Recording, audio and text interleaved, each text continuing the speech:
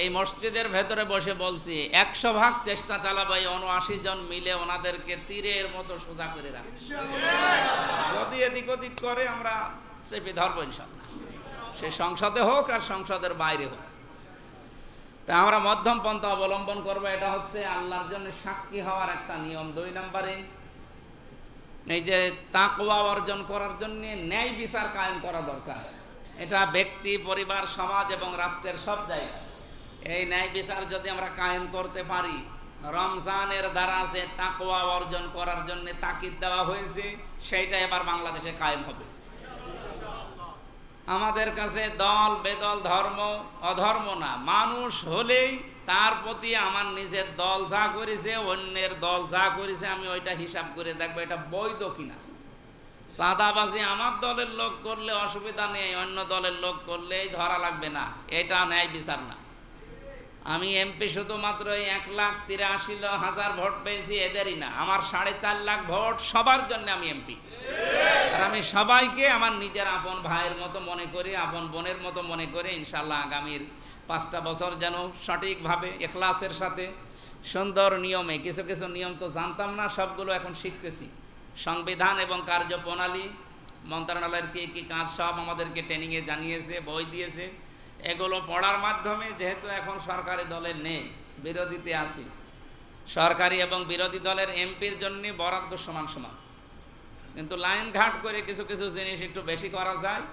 আমি চেষ্টা চালাবো আমার এই ফেস ভ্যালুটা কাজে লাগিয়ে আপনাদের জন্য কিছু করা, কারণ আমার তো আর লাগবে না, আমার যা আছে আছে চলে যাবে। আমার এই ফেসটা যেহেতু আল্লাহ একটা আলাদাভাবে বানিয়েছে, আলাদা না, এটা দেখলেই অনেকেই আছে না, ঠিক আছে। এটার জন্য আমরা বিভিন্ন জায়গায় এটা কাজে লাগিয়ে আপনাদের পেছনে আমরা এই শ্রমগুলো সামনে দিতে চাই। এই আজটার আরও বেশি শিক্ষা, আমি আরও 3-4টা শিক্ষা নোট করেছিলাম, আগামীতে যদি চেষ্টা করি আসবো এলাকায় তখন বলবো ইনশাল্লাহ। আর তাফসির মাহফিল, ওয়াজ মাহফিল মনে হয় এইরকম ঢালাভাবে আর করা যাবে না, কারণ যত কাজ দেখলাম একটা এমপির মাথার উপরে যে কত কাজ, এখন আমার মাঝে মাঝে মনে হচ্ছে এই ট্রেনিং 2 দিন নিয়ে যে মমতাজ করতো কি করে। আমার মনে হয় মমতাজ এসব কিছু জানেও না, ও খালি গান বলা ছাড়া ওর কোনো কাজ। কিন্তু আমাদের তার গান বলার কোনো সিস্টেম নেই, আমাদের কাজ করা লাগবে, পড়া লাগবে এবং ওগুলো সব উপস্থাপন করা লাগবে। আর বিরোধী দলের সময় ফলরগুলো আরও বেশি দেওয়া হয়। ওখানে 1 মিনিট সংসদ চলছে বাংলাদেশের, 19,000 টাকা খরচ। তো সেই টাকাগুলো তো সব আপনাদের, এই টাকার মূল্যায়ন করা দরকার এবং এই টাকার যেন হক আদায় করতে পারি। আমি আমার আসন নিয়ে, আমার কুষ্টিয়া জেলা নিয়ে দেশের এবং আন্তর্জাতিক বিষয় যেগুলো আসবে সব নোট করে আপনাদের পরামর্শ নেব। এই এলাকায় যারা আছে আমার এই আসনের ভেতরে, এই জেলার ভেতরে, যেহেতু আমরা 3 জনই এই জেলায় জামাত ইসলামের এমপি, আর একজন আছে আমাদের রেজা বাচ্চু ভাই, উনি বিএনপি থেকে, ওনার সাথেও পরামর্শ করে আমরা কুষ্টিয়াকে সাজাতে চাই, দুর্নীতি মুক্ত করা হবে সব জায়গায়। আজকে সদর হাসপাতালে যেয়ে মাথা খারাপ হয়ে গেছে, এর আগেও আমি দেখেছি কিন্তু মুখ খুলতে পারতাম না। আজকে যে রন্ধ্রে রন্ধ্রে সব অনিয়ম, এগুলো আমরা মিটাতে চাই আগামী থেকে। আপনারা সাথে থাকবেন না? এরপরে ইঞ্জিনিয়ার জাকির হোসেন সরকার ভাই, উনি আমাকে একটা আহ্বান জানিয়েছে যে এই যে বালির ট্রাকগুলোতে বালি পড়তে থাকে, ড্রাম ট্রাকের, এইটার বিষয়ে আমি যারা দায়িত্বে আছে বা এই সংক্রান্ত যারা বিষয়গুলোতে পালন করে তাদের সাথে বসে এটা কি করে বালি একটু কম নিয়ে পানি ছিটিয়ে যেন না পড়ে, শহরটা যেন পরিষ্কার থাকে, এটার উদ্যোগ নিচ্ছি। আমি কালকে শনি রবিবারে ডিসির সাথে বসবো, এসপির সাথে, এগুলোর বিষয়ে কথা বলবো। যা আছে সময়, যেহেতু মাহফিল নেই আর আপনারা করতেও দেবেন না, সুতরাং এই সময়টা আমরা কাজে লাগাবো, কিন্তু সাথে থাকা লাগবে, ডাক দিলেই চলে আসবে। যখনই ডাক দেব দলমত দেখবেন না, আমি সবার এমপি হয়ে থাকতে চাই ইনশাআল্লাহ। এরপরে আরো উদ্যোগ আছে, ওগুলো দেখছি। কিছু মানুষ এরপরেও দেখছি এত কড়া ঘোষণা দেওয়ার পরেও, এই ত্রিমোহনী থেকে শুনলাম যে মাইকিং করে চাঁদা বন্ধ হয়েছে, এরপরে মজমপুর থেকে, বড় বাজার থেকে আরো কিছু জায়গা দেখতে পাচ্ছি এরা এখনো অন্য কায়দায় নিতে আছে। সে যে কায়দায় নেন না কেন, ঘুষ যদি হয় ঘুষই, সে যে মাধ্যমেই হোক, আমরা কোনো অন্যায় যেহেতু করব না, আমরা করতেও দেব না। সে যত বড় মহারথী হোক, আমি দেখবো ইনশাল্লাহ। আপনাদের সবাইকে ভালো ভালো কাজে সাহায্য করা, অন্যায় কাজে আপনারা সাপোর্ট দেবেন না, সাথেও থাকবেন না। অন্তত দুনিয়ায় কিচ্ছু যদি না পায়, কোরআন কেন্দ্রিক জীবনযাপন যদি আপনার হয়, আপনি মনে করবেন যে আপনি অনেক কিছু পেয়েছেন। 2 নম্বরে রহমতের নাম আমরা পেয়েছি বিশ্বনবী মুহাম্মদুর রাসূলুল্লাহ। ওমা আরসালনাকা ইল্লা রাহমাতাল লিল আলামিন। গোটা পৃথিবীর জন্য রহমত করে আল্লাহ পাঠিয়েছে, কথা বলেন নাই, তাহলে আলম দিত, আলামিন বহু বচন দিয়েছে। যত জগৎ আল্লাহ বানিয়েছেন, যত সৃষ্টিকুল আছে, যেখানে আল্লাহর বিধান চলে, আল্লাহর ক্ষমতা যেখানে যেখানে আছে, ওই জায়গার জন্যেই মুহাম্মদুর রাসূলুল্লাহ হচ্ছেন রহমত। তাহলে আল্লাহর ক্ষমতা আমাদের উপরে তো নেই নাকি? বাংলাদেশের উপরে আল্লাহর ক্ষমতা আছে। উনি যদি এখন ইচ্ছা করে যে অন্তত এই দেশটা একটু গরম করে দেব, নিজের সূর্য উঠেছে, এটার সেলসিয়াস যদি একটু বাড়িয়ে দেয়, আপনি টিকতে পারবেন বাংলাদেশে? সৌদি আরবে এখন 49 ডিগ্রি সেলসিয়াস চলছে। এখন যদি আপনি এই দেশে এরকম 52-55 চলে আসে, মাটি পুড়ে তামা হয়ে যাবে। এমনকি এই যে রড, যে পিসের রড, এটা গলি গলি পড়বে, বাইরে থাকলে আপনার পায়ে ফোসকা পড়বে, মাথার মগজও গরম হয়ে যেতে পারে। আল্লাহ পাকের ক্ষমতা এখনো আছে, উনি দেখাচ্ছেন না শুধু তাই। এই জন্য যেখানে ওনার ক্ষমতা চলে, ওই জায়গার জন্যেই মুহাম্মদুর রাসূলুল্লাহ হচ্ছেন রহমত। তাহলে শুধু কি আমাদের কুষ্টিয়া জেলা, শুধু বাংলাদেশ, যত এরিয়া আছে সব কিছুর জন্য। 3 নম্বর রহমত মানুষের জন্য তার মা আর বাবা। আমরা এই 2টা রহমতকে যারা পেয়েছি তারা যেন কাজে লাগায়, নষ্ট না করি, তাদের হক যেন আদায় করি, আমাদের আখেরাত আমরা তৈরি করে নিতে পারি। আমি মা বাবার সাথে সম্পর্ক এতটুকু পর্যন্ত থাকবে। হ্যাঁ, নেককার যদি হন উভয়ে, সন্তানাদি এবং মা বাবা, কিয়ামতের দিন আপনারা একসাথে থাকতে পারবেন।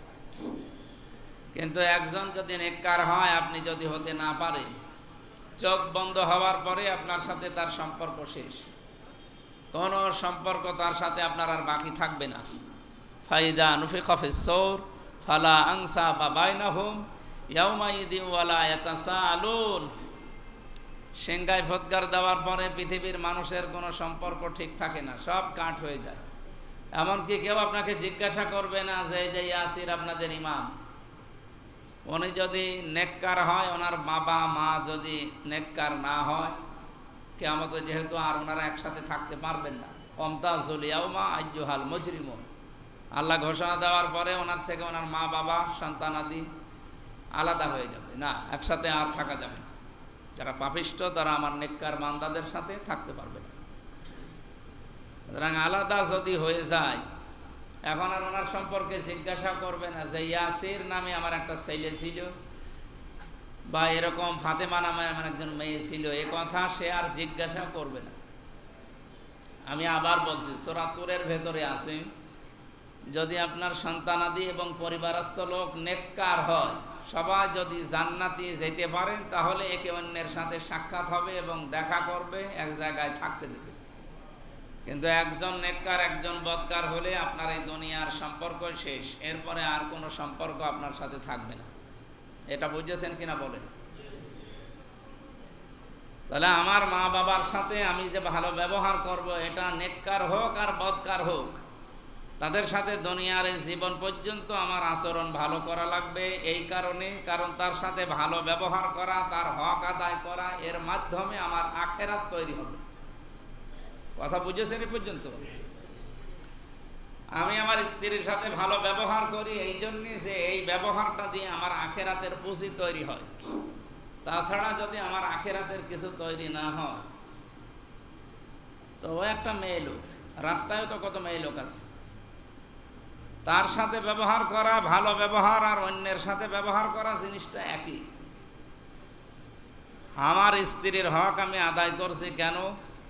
কারণ তার সাথে যে একটা আক্ত হয়েছিল আল্লাহর নাম নিয়ে, এটা যেন আমি আল্লাহকে ভয় করে সম্পর্কটা ঠিক রাখি, এবং দুনিয়ার এই ব্যবহার দিয়ে আমার মরণের পরে যে জীবন তৈরি হবে তার জন্য যেন পাতেহ তৈরি হয়। আমি আশা করছি আপনি বুঝে ফেলেছেন। তাহলে পৃথিবীর সবচাইতে 3 নম্বর রহমতের নাম মা আর বাবা।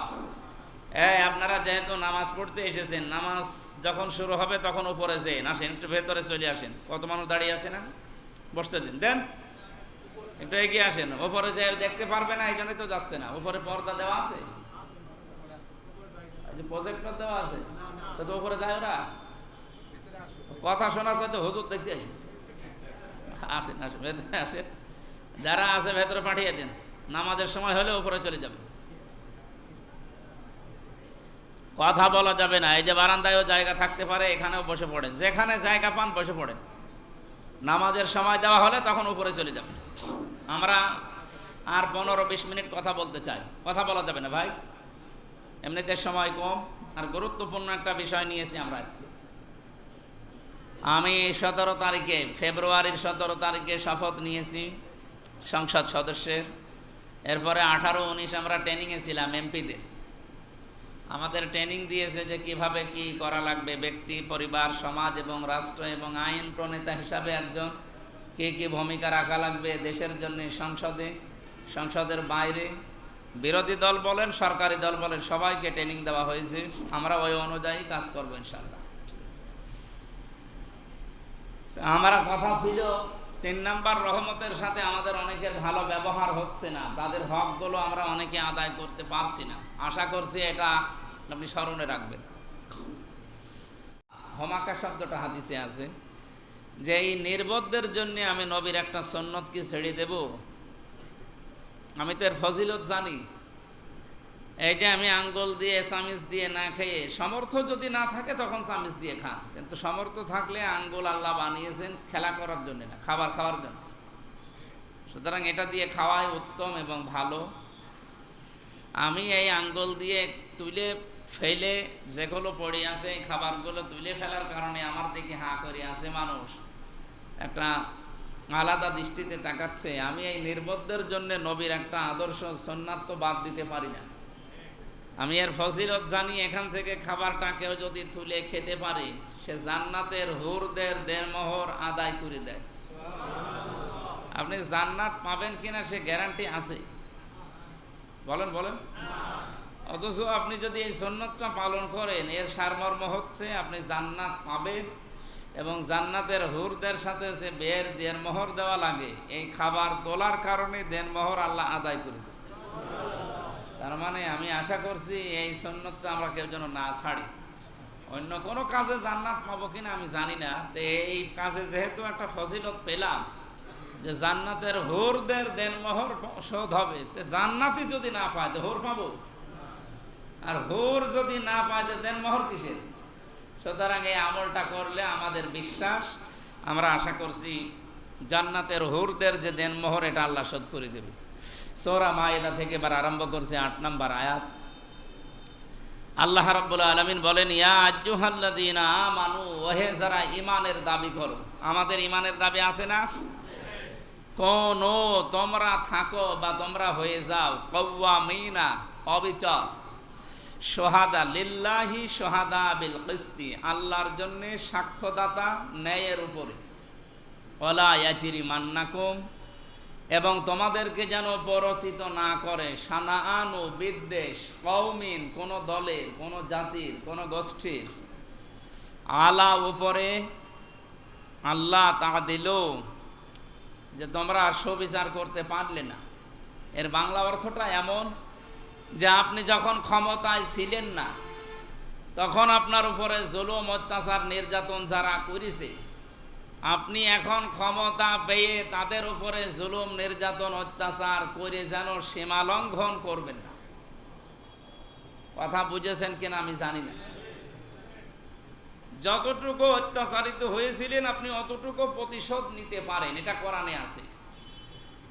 এটা সূরা সূরার ভেতরে আছে যে যতটুকু আপনি অত্যাচারিত হয়েছেন এতটুকু আপনি প্রতিশোধ নিতে পারেন। তো না নেওয়াই ভালো, যদি মাফ করে দিতে পারেন এটা উত্তম। আর যদি একেবারেই আপনি পারছেন না, আপনার মন বলছে না আমি এক ঘা খেয়েছি, আমি এক ঘা দেব যদি ক্ষমতা আসে, কিন্তু কারো প্ররোচনায় পড়ে, কারো ওই যে বাংলায় বলে কারো ফোঁস শুনে, এটা বোঝেন তো? অনেকে ফস শোনে না, বাংলায় কি বলে? উস্কানি, পাম। বাংলায় আরো শব্দ আছে, এখন দেখা যাচ্ছে এমন এমন শব্দ আমার মামা বলবে, বলার মতো না। উস্কানি, পাম, আরো যা আছে, এই সমস্ত কিছু শুনে যেন আপনি কারো উপরে প্রতিশোধ নিতে গিয়ে আপনি সীমা লঙ্ঘন করবেন না। এটা আমাদের এই 18 মাসে হয়েছে না হয়নি? নাম ধরা লাগবে মুরব্বী? হ্যাঁ, হয়েছে। আল্লাহ এটা নিষেধ করছে যে তোমরা কারো পরচিত হয়ে পামে পড়ি বা কারো কথা শুনে কোন জাতির উপরে, কোন দলের উপরে, কোন ব্যক্তির উপরে যেন অবিচার করো না। তোমার উপরে যতটুকু হয়েছে ততটুকু পর্যন্ত করতে পারো, এর উপরে যেন করতে চেও না। আলা আল্লাহ তাআদিলু, ইআদিলু, তোমরা ন্যায় বিচার করো। হুয়া আকরাবু লিত্তাকওয়া, এইটাই তাকওয়ার নিকটতম পন্থা। আত্তাকুল্লাহ, আল্লাহকে ভয় করো। ইন্নাল্লাহা খাবীরুম বিমা তা'মালুন, নিশ্চয় তোমরা যা করো আমার আল্লাহ সব জানে। এটা আমার বাংলা অর্থ ছিল। এবার আমরা একটু ব্যাখ্যার দিকে যেতে চাই। আমি আয়াত থেকে যতগুলো তথ্য নোট করেছি, এখানে তো 2 ঘন্টার ব্যাপার যত নোট করা আছে, কারণ এই 2 দিনের ট্রেনিংয়ে অনেক কিছু পেয়েছি আমরা। একটা দারসুল কোরআন ছিল, দারসুল হাদিস ছিল, এখান থেকে যতগুলো তথ্য পেয়েছি আমি আজকে আরও যোগ করেছি। কালকে শুনলাম নামাজ আমার নাকি 6 রাস্তার মোড়ে, হঠাৎ করে ঘুরে এখানে চলে এসেছে। আপনারা আবার রাগ করেননি তো? এর ঐতিহাসিক যে সমস্ত প্রেক্ষাপটগুলো আছে তার ভেতর অন্যতম হচ্ছে 6ষ্ঠ হিজরির শেষে 7ম হিজরির শুরুতে সূরা মায়েদা এটা নাজিল হয়। তখন রসুলের নেতৃত্বে একটা নতুন ইসলামী রাষ্ট্র পরিচালিত হচ্ছিল। কথা বুঝতেছেন মনে হয়? নবীজির নেতৃত্বে একটা নতুন ইসলামী স্টেট, তার মানে মদিনা, পরিচালিত হচ্ছিল। দিন দিন পরিস্থিতি উত্তপ্ত করে ফেলছিল এলাকায় যারা বসবাস করে তারা। আমাদেরও মনে হচ্ছে এই 18 মাসের সাথে এই আয়াতটার মিল আছে। আপনি যদি বুঝে থাকেন, আর যদি ওই অনেকের মতো হন তাহলে আপনার মাথায় কোড়াল দিয়েও বোঝানো যাবে না। আপনি হয়তো বুঝে ফেলেছেন নাকি? হ্যাঁ, ঠিক আছে, আপনি তো বুঝবেন। এখানে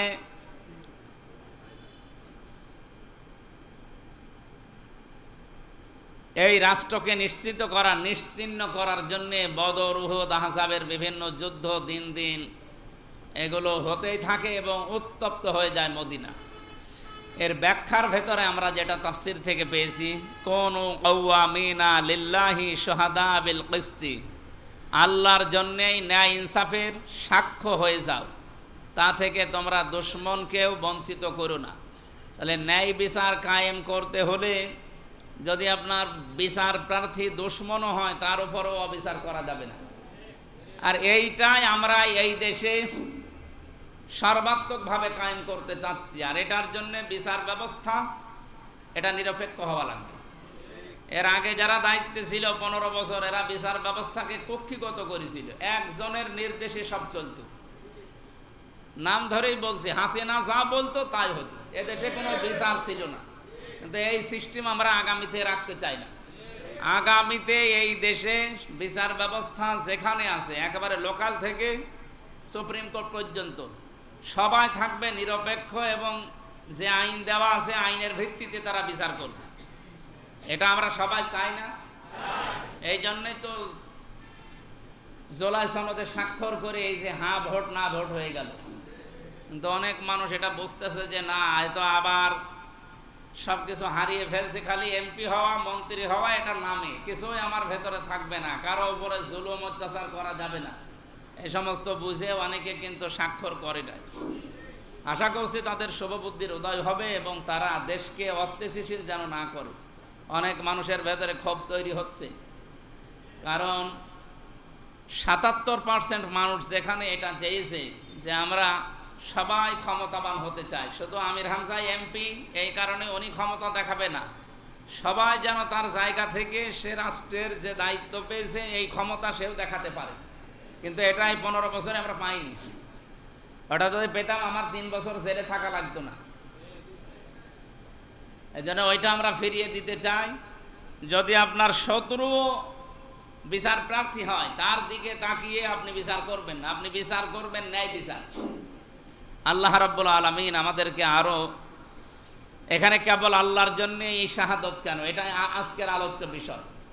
লিল্লাহি শুহাদা বিল কিসতি, তোমরা সাক্ষ্য দেবে আল্লাহর জন্য, ন্যায় বিচার করবে আল্লাহর জন্য। আল্লাহর জন্যই কেন ন্যায় বিচার? এখানে কয়েকটা ব্যাখ্যা আমরা পেয়েছি। তার ভেতরে এক নম্বরে, ক্ষমতার আসল মালিক কিন্তু আল্লাহ। ক্ষমতার আসল মালিক কে? ওয়ালিল্লাহুম্মা মালিকাল মুলকি তুতিল মুলকা মান তাশা। এই আয়াত শুনেননি? আল্লাহ বলছেন ক্ষমতায় দেওয়ার একচ্ছত্র মালিকানা আমার, এবং না দেওয়ার মালিকও আমি। আমি যেমন দিতে পারি ওখান থেকে নামাতেও পারি। এই জন্য ক্ষমতা পেয়ে কেউ যেন লাভ না দেয়। আমাদের দেশের মানুষের অবস্থা, চরিত্র পোড়াটা পাল্টানো। আপনি দেখেন পররাষ্ট্রমন্ত্রী মানে উপদেষ্টা যে লোকটা ছিল, তৌহিদ নাম শুনেছেন? পররাষ্ট্র উপদেষ্টা।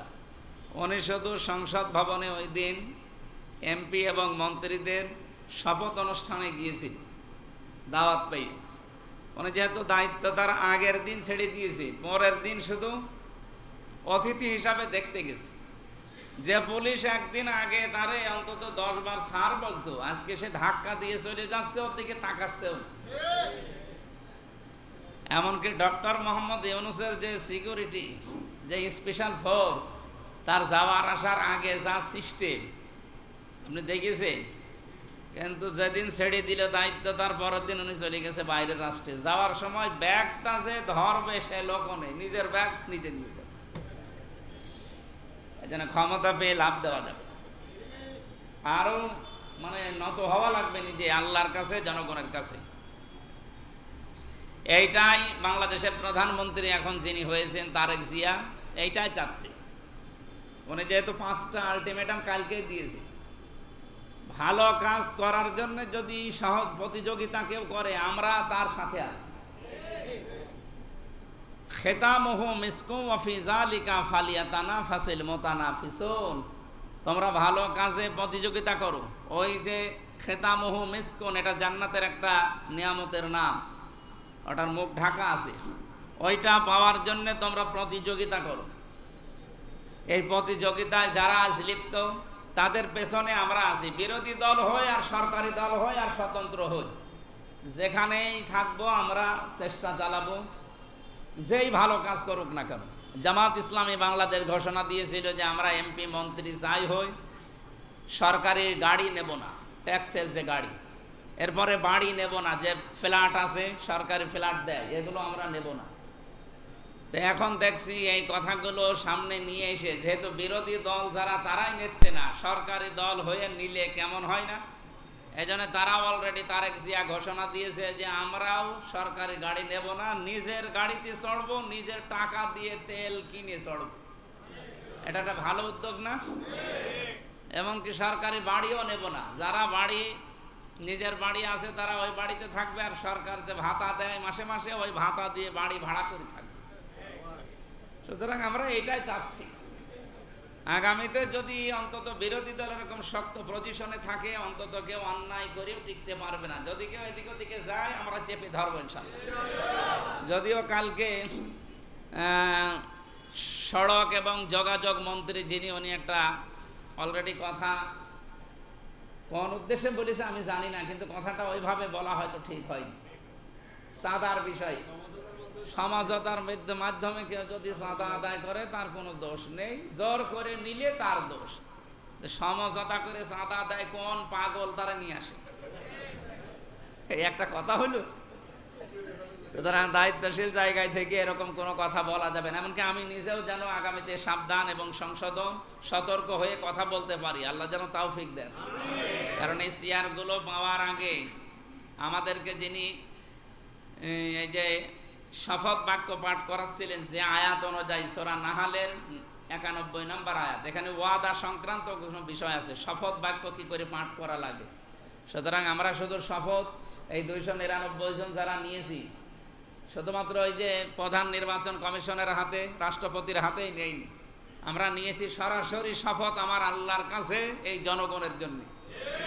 কোরআনের আয়াত পড়ার মাধ্যমে তারেক জিয়া সহ প্রধানমন্ত্রী সহ আমরা সবাই নিয়েছি।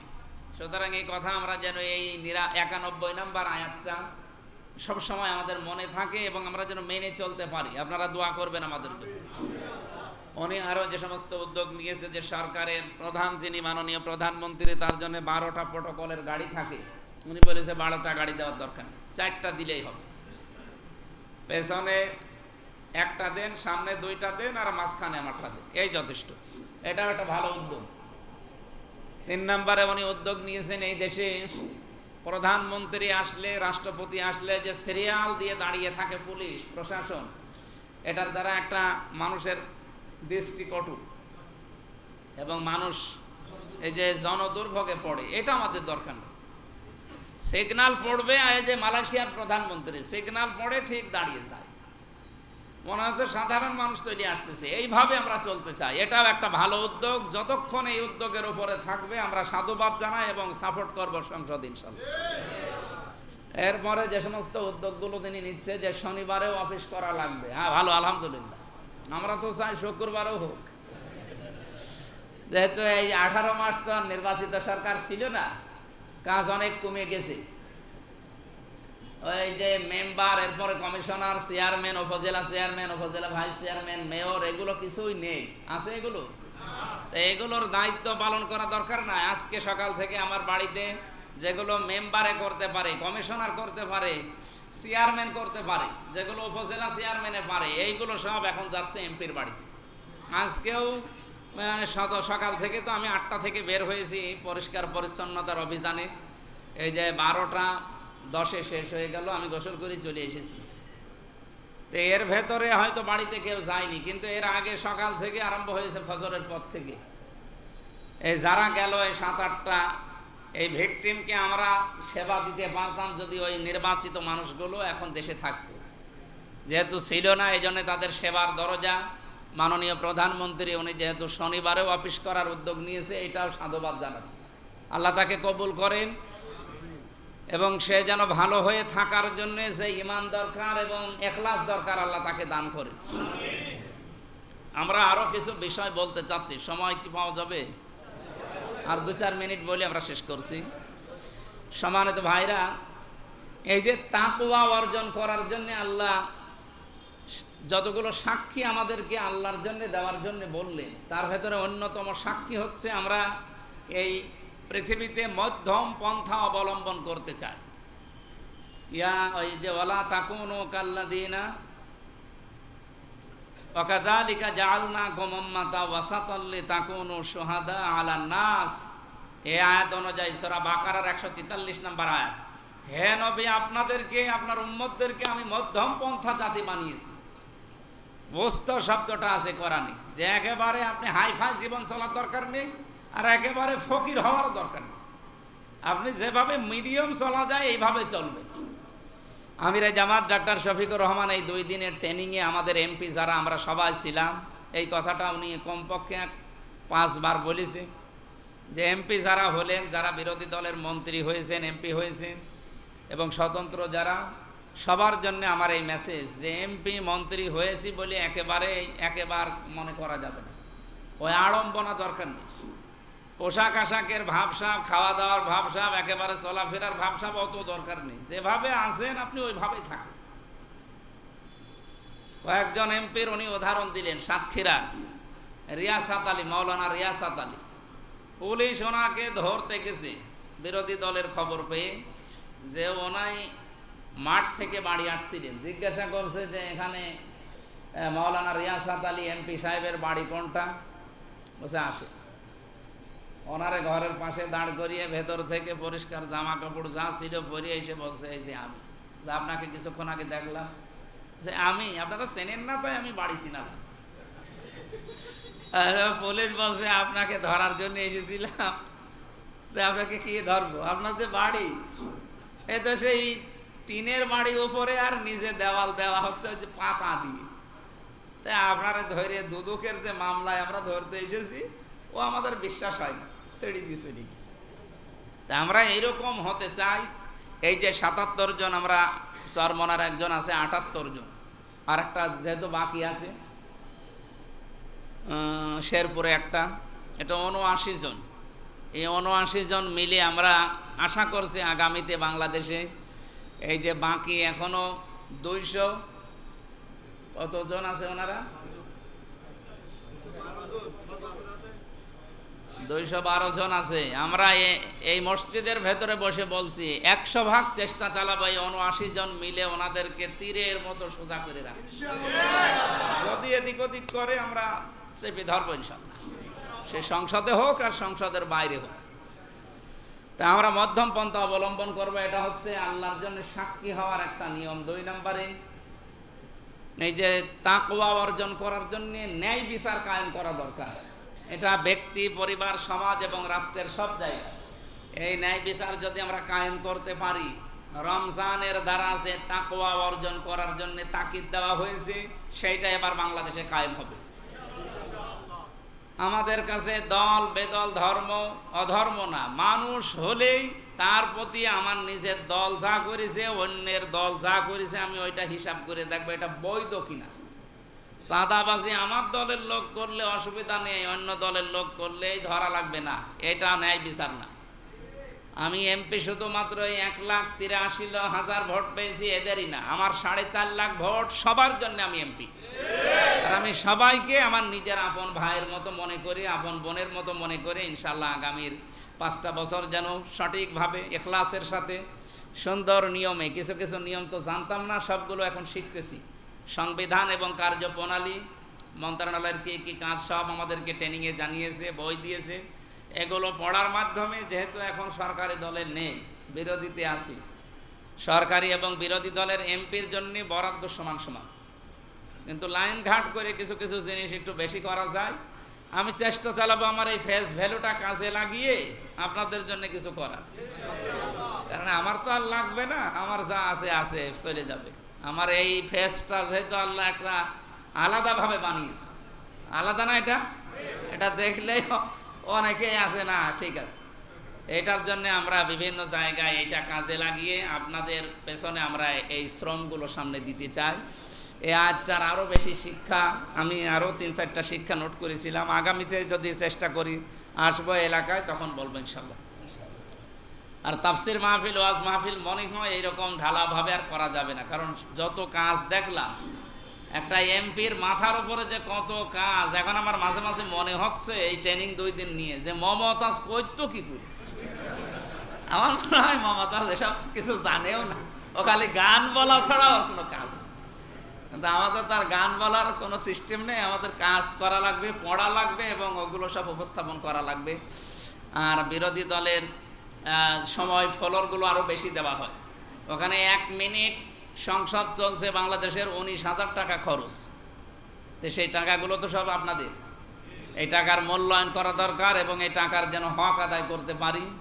আমি আমার আসন নিয়ে, আমার কুষ্টিয়া জেলা নিয়ে দেশের এবং আন্তর্জাতিক বিষয় যেগুলো আসবে সব নোট করে আপনাদের পরামর্শ নেব। এই এলাকায় যারা আছে আমার এই আসনের ভেতরে, এই জেলার ভেতরে, যেহেতু আমরা 3 জনই এই জেলায় জামাত ইসলামের এমপি, আর একজন আছে আমাদের রেজা বাচ্চু ভাই, উনি বিএনপি থেকে, ওনার সাথেও পরামর্শ করি আমরা কুষ্টিয়াকে সাজাতে চাই, দুর্নীতি মুক্ত করা হবে সব জায়গায়। আজকে সদর হাসপাতালে যেয়ে মাথা খারাপ হয়ে গেছে, এর আগেও আমি দেখেছি কিন্তু মুখ খুলতে পারতাম না। আজকে যে রন্ধ্রে রন্ধ্রে সব অনিয়ম, এগুলো আমরা মিটাতে চাই আগামী থেকে। আপনারা সাথে থাকবেন না? এরপরে ইঞ্জিনিয়ার জাকির হোসেন সরকার ভাই, উনি আমাকে একটা আহ্বান জানিয়েছে যে এই যে বালির ট্রাকগুলোতে বালি পড়তে থাকে, ড্রাম ট্রাকের, এইটার বিষয়ে আমি যারা দায়িত্বে আছে বা এই সংক্রান্ত যারা বিষয়গুলোতে পালন করে তাদের সাথে বসে এটা কি করে বালি একটু কম নিয়ে পানি ছিটিয়ে যেন না পড়ে, শহরটা যেন পরিষ্কার থাকে, এটার উদ্যোগ নিচ্ছে। আমি কালকে শনি রবিবারে ডিসির সাথে বসবো, এসপির সাথে, এগুলোর বিষয়ে কথা বলবো। যা আছে সময়, যেহেতু মাহফিল নেই আর আপনারা করতেও দেবেন না, সুতরাং এই সময়টা আমরা কাজে লাগাবো, কিন্তু সাথে থাকা লাগবে, ডাক দিলেই চলে আসবে। যখনই ডাক দেব দলমত দেখবেন না, আমি সবার এমপি হয়ে থাকতে চাই ইনশাআল্লাহ। এরপরে আরো উদ্যোগ আছে, ওগুলো দেখছি। কিছু মানুষ এরপরেও দেখছি এত কড়া ঘোষণা দেওয়ার পরেও এই ত্রিমোহনী থেকে শুনলাম যে মাইকিং করে চাঁদা বন্ধ হয়েছে, এরপরে মজমপুর থেকে, বড় বাজার থেকে আরো কিছু জায়গা দেখতে পাচ্ছি এরা এখনো অন্য কায়দায় নিতে আছে। সে যে কায়দায় নেন না কেন, ঘুষ যদি হয় ঘুষই, সে যে মাধ্যমেই হোক, আমরা কোনো অন্যায় যেহেতু করব না, আমরা করতেও দেব না। সে যত বড় মহারথী হোক, আমি দেখবো ইনশাল্লাহ। আপনাদের সবাইকে ভালো ভালো কাজে সাহায্য করা, অন্যায় কাজে আপনারা সাপোর্ট দেবেন না, সাথেও থাকবেন না। তাআওয়ানু আলাল বিররি ওয়াত তাকওয়া ওয়ালা তাআওয়ানু আলাল ইসমি ওয়াল উদওয়ান। ভালো কাজে একে অন্যকে সাহায্য করো আর সহযোগিতা করো। এই আয়াতটা আমরা সবাই মেনে চলতে চাই আগামী থেকে। যেহেতু রোজার মাসে আরও বেশি কথা বললে গলা শুকিয়ে শেষে বলবেন হুজুর রোজা ভেঙে ফেলেন। আজকের মতো থাক, আমিন। বারাকাল্লাহু লানা ওয়া লাকুম ফিল কোরআনিল আযীম। এই নামাজে আসার 15 মিনিট আগে আমার দাদি মারা গেছে। ইন্না লিল্লাহি ওয়া ইন্না ইলাইহি রাজিউন। আমি যাব একটু পরেই, হয়তো জানাজা কখন জানি না, একটু পরেই হয়তো চলে যাব। আপনাদের কোনো শিডিউল মিডিউল থাকলে তাড়াতাড়ি শেষ করে আমার একটু বিদায় দেবেন।